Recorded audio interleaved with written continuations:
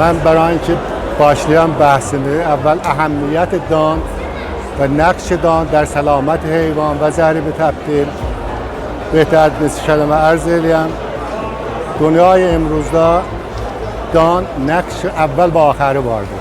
دنیای امروزدا تو دوایی میره. دنیای امروزدا فرصتی برای ایجاد بیماری یخت زمان یخموزده. دنیای امروزدا حتی اکثر 5 haftada 4 hafta yarımda toğuq bazara gedirik. Bəs fürsətimiz yoxdur ki, biz heyvana dərman edirik. Tənha bir yolumuz var. O şey dünyada təcrübə olubdur.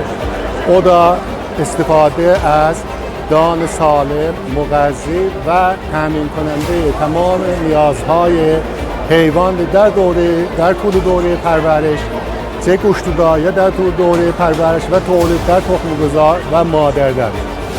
اول وظیفه که bir موقعدار vardı, قبل از این که tamam işlerin hatta düzesini alan ayrı bir şeylerin de hazırdı ve baştan da hazırda var.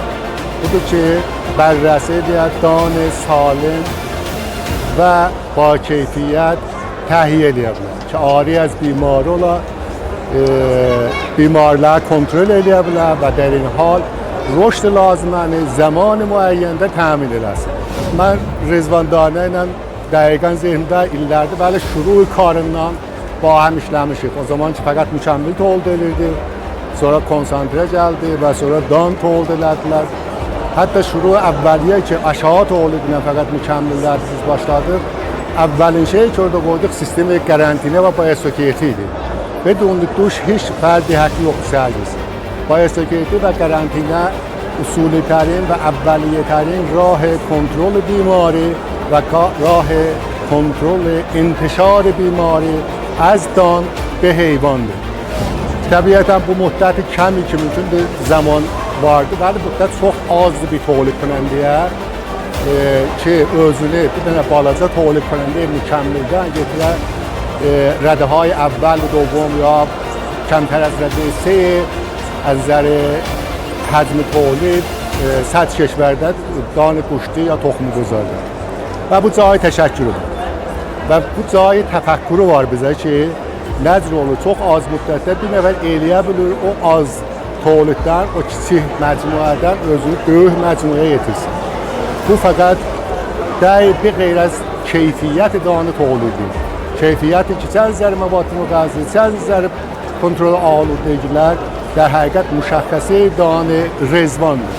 Bunu mən niyaz yoxdur deyəm ki həttəmən keyfiyyəti yuxarıdır buranın ya aludə də salimdir.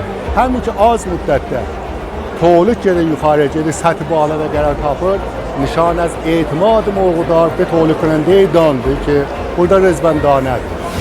بیش از انتظار من o gün ki başladım həm qariyablardan بیش از انتظار من qabağa gəldilər və بیش از انتظار من keyfiyyət, müdiriyyət və sekretariyə yetişdilər.